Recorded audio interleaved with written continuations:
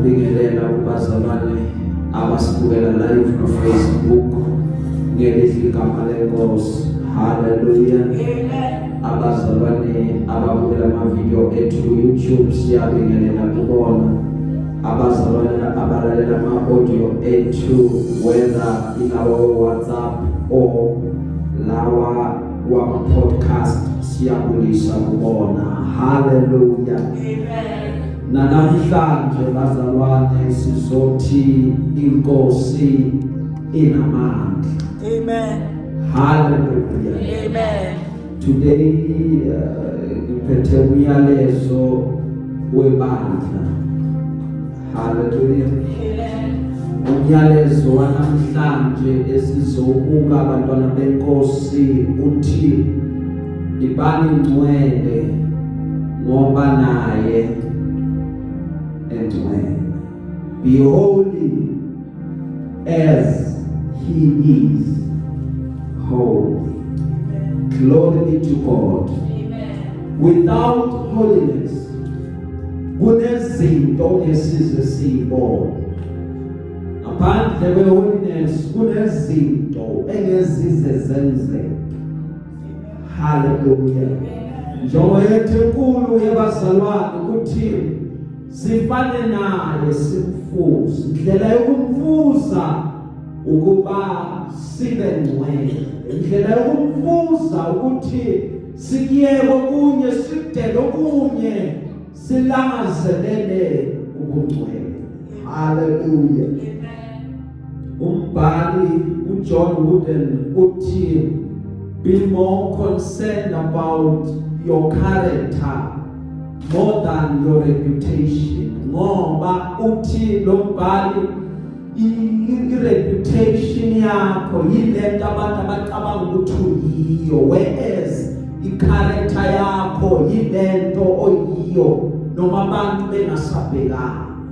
Kinga yesikhathi esiphila kusona namhlanje ukuthi abantu ba more concerned about i-reputation yabo than i-character yabo. Umuntu angaphatha kabi angakunendaba leyo i-character, but ancanele nje ukuthi abantu bambheka kanjani, abe ne-concern ne-reputation yakhe ukuthi waziwa kanjani. Hallelujah. Romans chapter 12 verse 1. Hallelujah. La bazalwane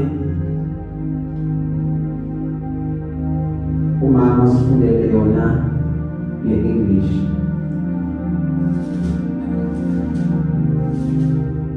Romans chapter 12 verse 1. I appeal to you, therefore, brothers, by the mercies of God, to present your bodies as a living sacrifice, holy and acceptable to God, which is your spiritual worship. Spiritual worship. Hallelujah. Amen. Elusifundele yona ngesizulu. Incwadi yabaseRoma chapter 12 verse 1.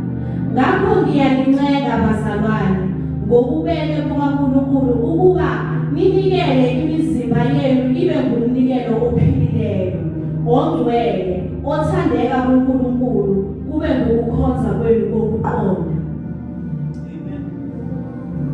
Glory be unto Jesus. Sizovala thina sonke amehlo bazalwane. Baba nanti izwi lakho liphefumulelwe nguwena, liyaphila linguqobo, khuluma ngalo namhlanje usuthise umphefumulo wethu ngegama likaJesu inkosi yethu. Amen.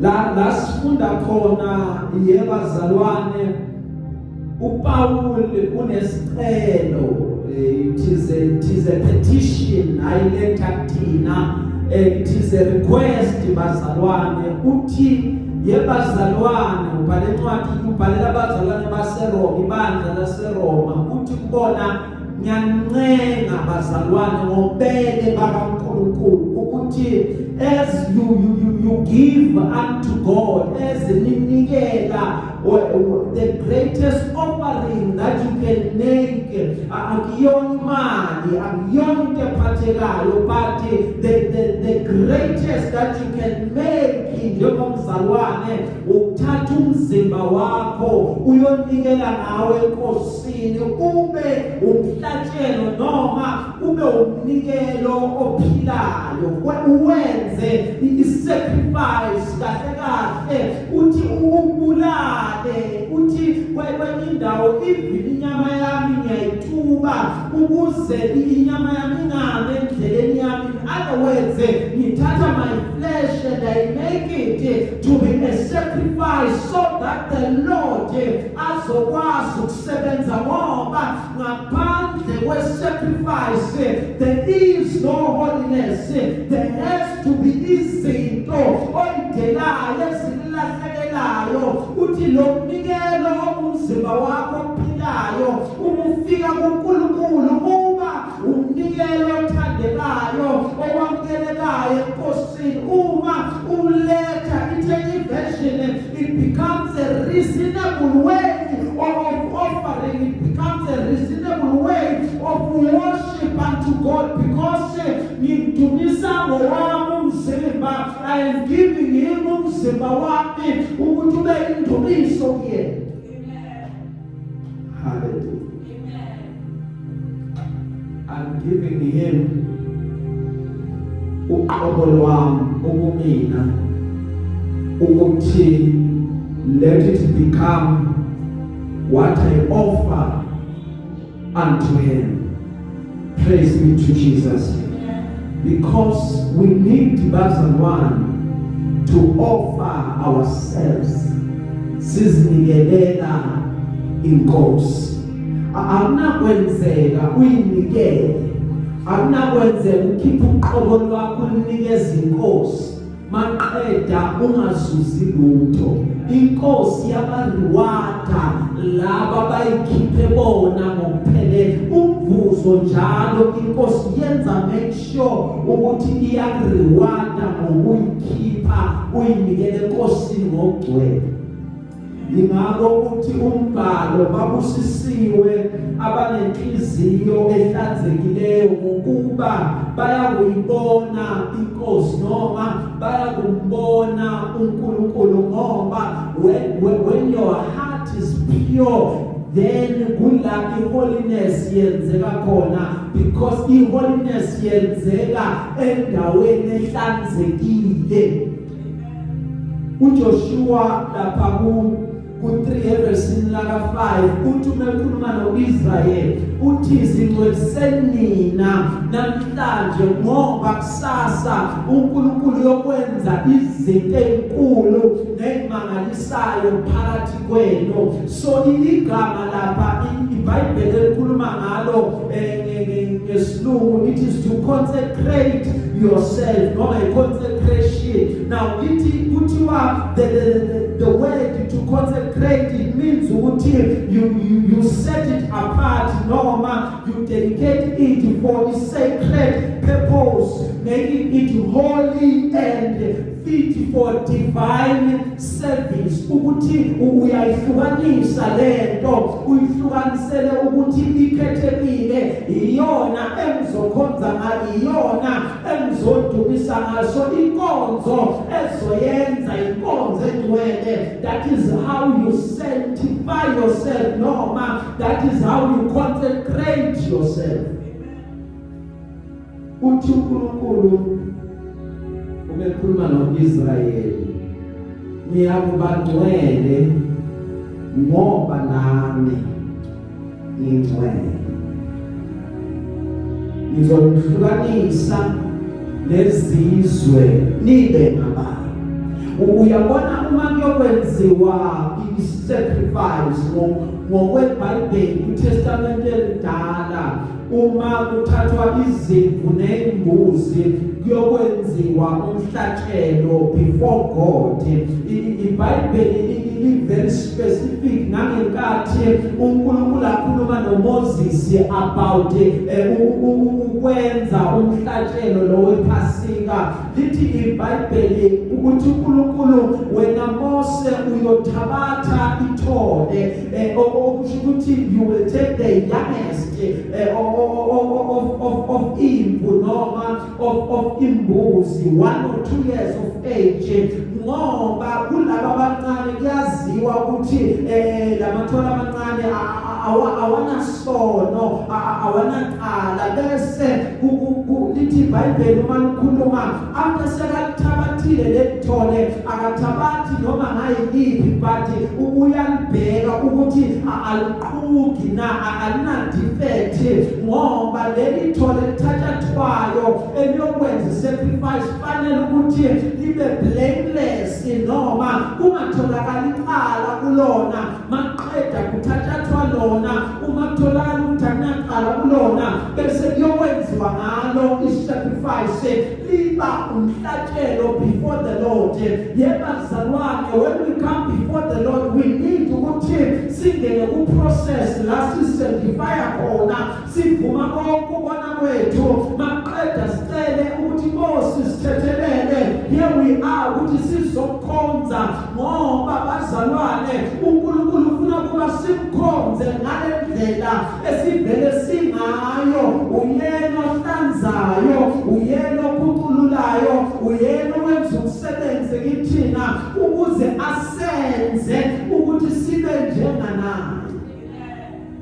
Glory be to Jesus. Kumele bazalwane sigade wenza kwethu ngoba ngaphandle kobungcwele asoze sayibona inkosi angeke size siyibone inkosi sizohlanganyela senze konke but we will not see the Lord. Hallelujah.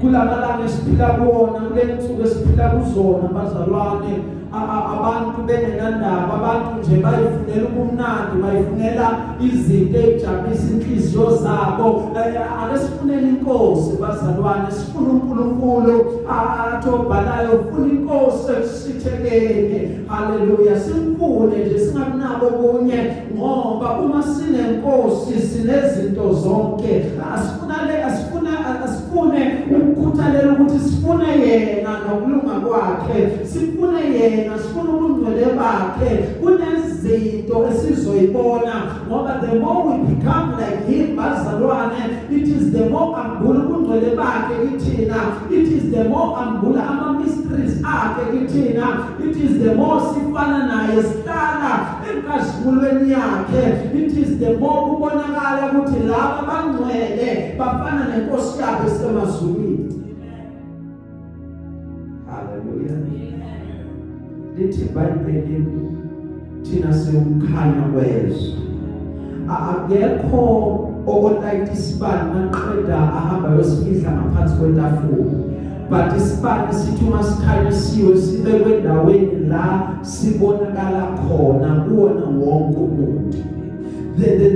The reason why kuba ne-attack noma the reason why abantu babheka ama-Christian ngendlela engathi ihlukile yonke indawo ukuthi bazalwane lokho esikwenzayo vele kubanga inkathazo kakhulu. Ake ngiyibeke ngale ndlela lento kahle bazalwane uma uJesu efika ubenezanga ukuzokwenza ama-Christian. Hallelujah. Benezanga ukuzokwenza ini bazalwane? Ubese ukuzokwenza uthe ngowakho lokho ezwini hambani nenze zonke izizwe abafundi ubezela ukuzokwenza abantu abaphila a disciplined life abantu ongama disciples but kuthe umebenza laba bantu baba ama disciples maqeda abantu babese bababuka baqaphela into eyodwa bathi bhekani ukuhamba kwabo bhekani ukwenza kwabo bhekani conduct yabo. These are are like Christ, they are Christ-like. So Christian means Christ-likeness. So hence the locality Christian. Then yingakho-ke i-template noma indlela esijajwa ngayo iba ngathi iqinile ngoba abantu babheka ukuthi wena uveza uKristu noma be-attack-a noma bekhuluma noma benzani balindele ukuthi wena veza uKristu. Uma wenza okuphambene bathi bukana kafani noKristu. Hallelujah. So thina siukhanya bazalwane.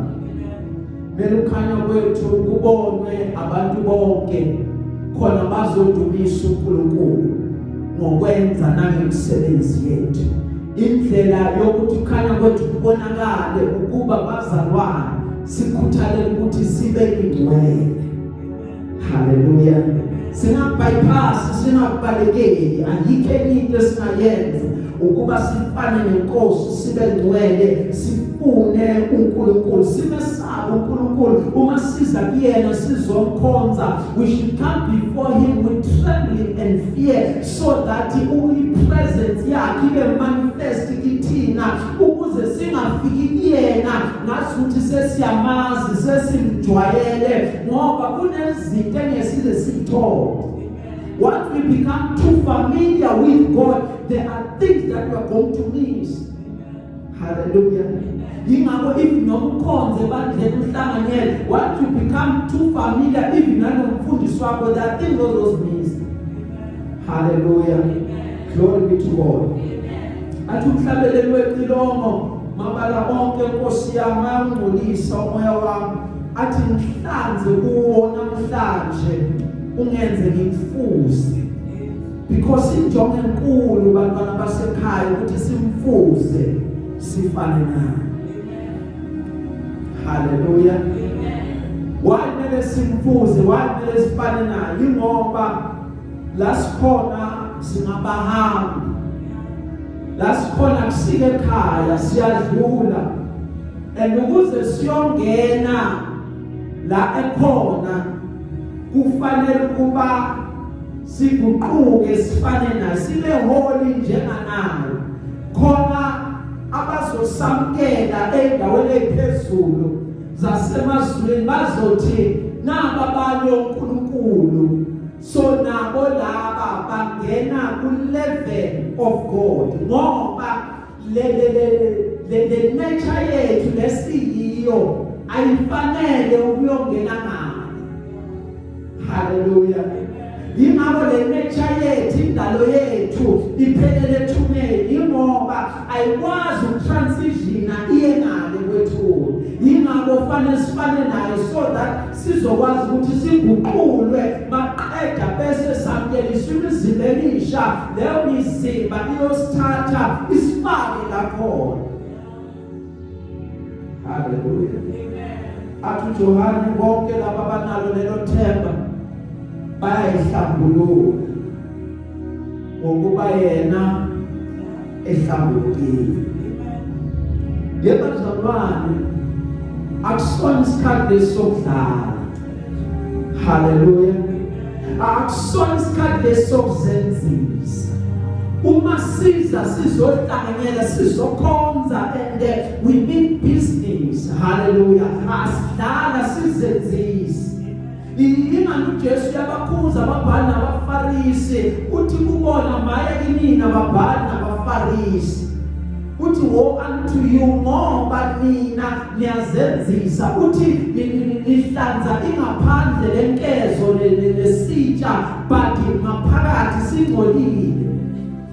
Uthi umeqhubeka ebakhuza bese uthi kubona nina kahle mfana namathuna, ithuna lihle ngaphandle ngaphakathi ligcwele ukubola kanye nokunuka konke. Why? Because yebazalwane akusizi ukuzenzisa.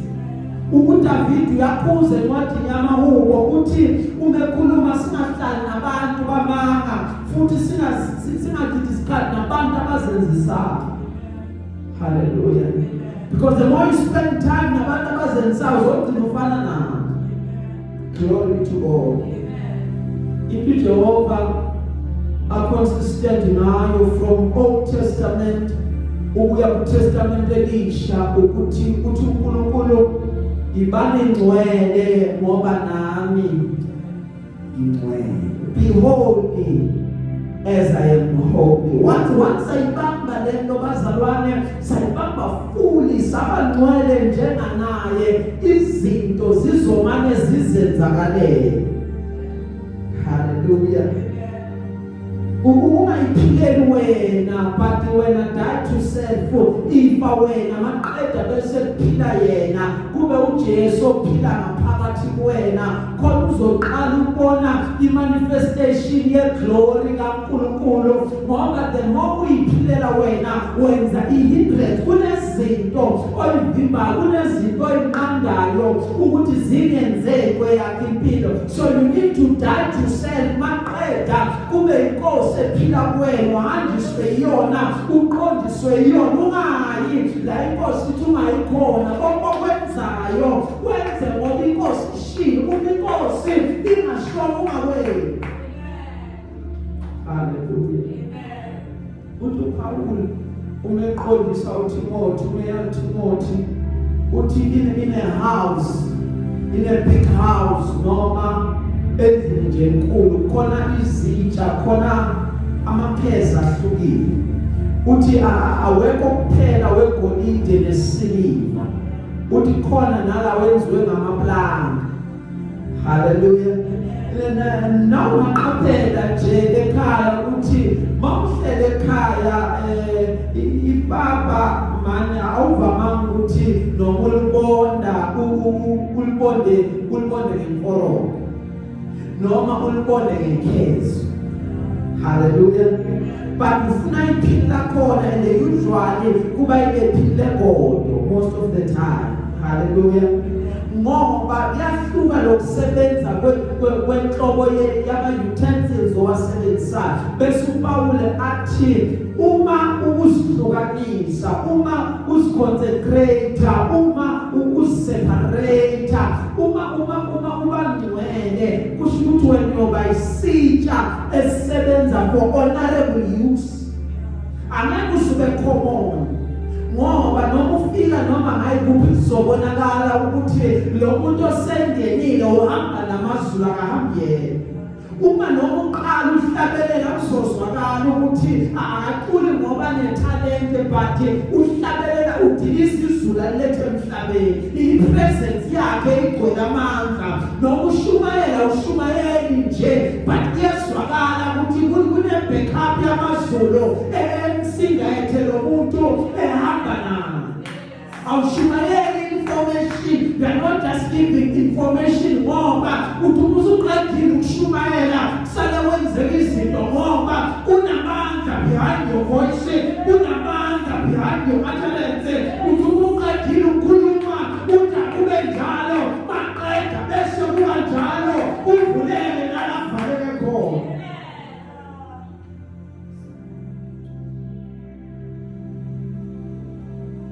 Ngoba ibazalwane la inkonzweni kahle kumele kuba singaphazami. Once waphazama kuningi kakhulu ongakwenza ucabanga ukuthi wenza yona kanti sewuphumile. Glory to Jesus. Ngaba nayo yonke information uyithola ngendlela oyithola ngayo, but amandla can never be substituted. Hallelujah. I-presence ukukhona bakaNkulunkulu leyo nsika yefu, the cloud unikhona kuzozwakala ukuthi la kunekhona bakaNkulunkulu. Lo muntu uyahamba noNkulunkulu, lo muntu uyahlala noNkulunkulu, angeke waze wayifake. Mafika yonke into, but the presence will always be evident. Hallelujah.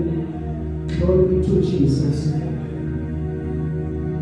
Inkosi bazalwane ifuna ibandla layo ukuba libe ngcwele njengomakoti oyilungiselelayo ngosuku lwakho olukhulu lomshado. ambathi ingubo yakhe emhlophe elithi iBhayibheli uJesu kuya ezolanda ibandla lakhe uze kumakoti wakhe ongenaqala ongenambimbi ongenasisihla ongenasinqi uze to the perfect church as a bride ayilungiselele umyeni ngoba la emhlabeni yabazalwane sizokwenza wayisihlangana every week sihlangana ngoba siumakoti siulobokazi imundlu uyabuya umyeni wethu sibona nje each and every Sunday sidibana ingoba sizolungiselela ukuya komyeni ebithe iBhayibheli umefika he is coming back for a spotless church engenabala engenasiqi enganasono engahambi kabi ehlale kungcweleni ephila ubungcwele reflector inkazimulo kaNkulunkulu ibandla libonisa amandla kaNkulunkulu ibandla libonisa ipurity kaNkulunkulu ukuthi we are pure before the Lord la uJesu azojabula khona athi come to me my beautiful brother glory to God. Isithombe sokuya kwakhe bazalwane sifaniswa nomakoti ngoba uyafakwa izinto zokuzagcotshiswa fakwa ama makeup alungiswa inwele enziwa amazipho besambathiswa ingubo emhlophe baloko bamthi noma kushisa kuba nefena baloko bamdrayisela yona ukuthi abuke kabe muhle umyeni wakhe sefika athi there is my beautiful wife kanjalo nje ngebandla uma siyilungisa bazalwane masoyemcimbini masikhuthalele ukuthi nangaphakathi kithi akulunge singafuni ukwenzela abantu singafuni ukujabulisa abantu wenzele wena noNkulunkulu wakho ukuthi inkosi siza mina ngihlale kungcweleni noma bathi kunezinto engenzeke ukuthi inkosi siza mina there are things I want to see I don't want to be frustrated ngifuna ukubambeka ngibanjwe izinto engezami ngisandawo but help me God to live in your holiness because I want to see your power ngoba bazalwane kahle thina befana kuba sithwala amandla ukuze la singena khona la sidlula khona izinto isale zenzeka singabi ukuthi amandla asinawo. Hallelujah. Bengifunda kancane Samuel bazalwane semzoqeda bathi sinenkinga ezimbili kule nsuku esiphila kuzo. There are two problems. Hallelujah. This kahle mathathu la problem lenye sengicabanga manje. Number one, problem yokuqala ukudla esidla kulesi sikhathi. Most of lokudla esikudla kulesi sikhathi ukudla okukhuliswa kusheshwa. Ama nutrients akhona amancane. Yingakho uvamisile ukuthi ukudla okuningi esidlayo kubangela ukugula okuningi emzimbeni. Uthi usugula ke ubambe nawo lama problems amabili in the medical world or in the pharmaceutical world. I problem yokuqala ukuba abantu abangena esikhathini manje ababa abodoctor iningi labo they want to bypass the system ngoba bacabanga ukuthi bahlakaniphe kakhulu. Sebafunda ngeChatGPT, sebafunda ngama-computer nje bavele bafaka izinto maqeda bese they expect ukuthi babe ne-information yokuthi bazosiza wena empilweni yakho. Into bangayihlaleli bayifunde kahle. Manje sebayagugula abantu bakho ukuthi ma umuntu umegula ngale ndlela yini engamnikeza yona. Relying on machine and vamsilele ukuthi machine yenza amaphutha amaningi amaphutha agcina costa impilo yakho ngenxa yalesikhathi esiphila kusona. Abantu abaningi incwadi abasayifundi. Hallelujah. Second problem ukuthi imithi ekhandwa manje noma kuthiwa uyagula ikhandelwa ukuthi ayikhandelwa ukuthi izokuphilisa, ikhandelwa ukuthi imanage ukugula. Uyakwazi ukumanage abazalwane, uyakwazi abazalwane manage. When you manage, you move something la to la, you make sure they are room there, but that's what it's only doing. Ekugcineni awupholi kuba ngcono phila ugule futhi ngoba lokho nikezwa kona is just to manage. If into ehlupha iyaphakama bayokuthi ibe ku level part nendawo, hayi ukuthi uyaphola uyamanage. Hallelujah.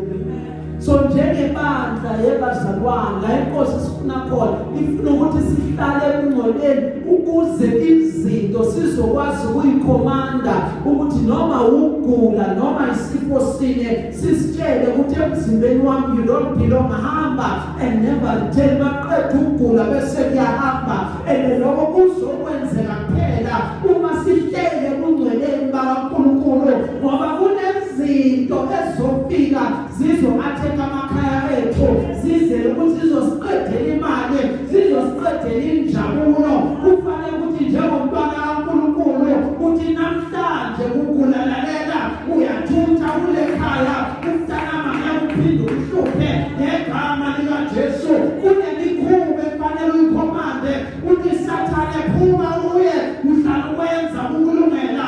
Namhlanje uyagcina angeke uhluphe umntanami egama likaJesu.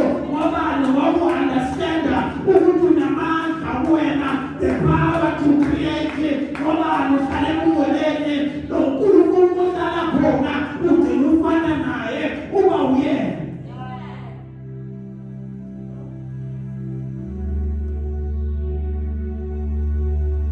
Ye are gods.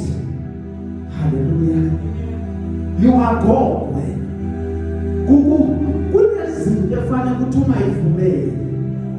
Hallelujah. Kunezinto efanele mawubheka ethe ukuthi ayilanga singwe isikhafu. Hallelujah. Kunezinto that you must not keep on entertaining, because the more we nesta is the more ithola amandla, the more we naga it is the more ikhula, the more we naga is the more ngathi ufuna ukucomment. So fanele uyitshele namhlanje uyaqina ngeke uphinde ukuhluphe. Hallelujah. Ngizokutshela lento emakhayeni ethu bayasidinga, badinga lowo muntu obhode ukuthi kunezinto zothi uma uqala uyibona uthi lenta ngiyidinga even kubantwana basekhaya, lenta ngiyidinga ebantwaneni bami, lenta ngiyidinga emndenini wami. Lalela-ke Sathane, namhlanje uyagcina ukuthi usihluphe, namhlanje uyahamba and angeke uphinde ubuye, because you have taken your position. Glory to Jesus. Says clean abazalwane incwadi kaIsaya kunendlela yabakhulumelo nendlela eyakuthiwa indlela yobungcwele. Lithi iBhayibheli ongcolileyo akayihamba kuyo, kepha iyakuba eyabantu bakhe. Glory to Jesus. Abahamba ngayo lendlela lithi iBhayibheli noma bayiwula abayithuka kuyo. Lendlela yabakhulumelo lendlela ohamba kuyona urelaye kuNkulunkulu, indlela yobungcwele. Once you live the holy life, there is nothing eyakuquestion. Glory to Jesus. Ayikho into yathi uyasenzisa ngoba noma bacinga ini abazuyithola. Uyofana noDaniel, lithi iBhayibheli uDaniel bazalwane bakufuna abangambamba ngakho bahluleka. Lithi iBhayibheli bathi phela ukholwa kwakho ngoba bazohluleka uma uhamba ngalendlela yobungcwele, bazoyifuna izinto bese bathi wena uzenza ngcono, batangeke kuduke kuyona. Lithi iBhayibheli nokungabona ngathi yazi kwesikhathi ngathi nginokudomanyana ba, mara lithi iBhayibheli akekuduke ngoba le ndlela iyakhanya ifana nemini la ekuholela khona uyofika ekhanyeni la ekuholela khona awuyiphela wena bayoshabalala left and right but when you look ugcineke njalo elithi iBhayibheli loze liguge ngithwele uJehova ubekhuluma uthi olungile uyatuma emagcekeni akhe nawe uyotuma unokuthela iy'thelo bakhulume kabi unokuprodusa amafuthi ngoba uhambe endleleni engcwele uhambe endleleni yenkosi uhambe kulungene ulimele iqiniso inkosi izothembeka kuwena bese iyakusiza.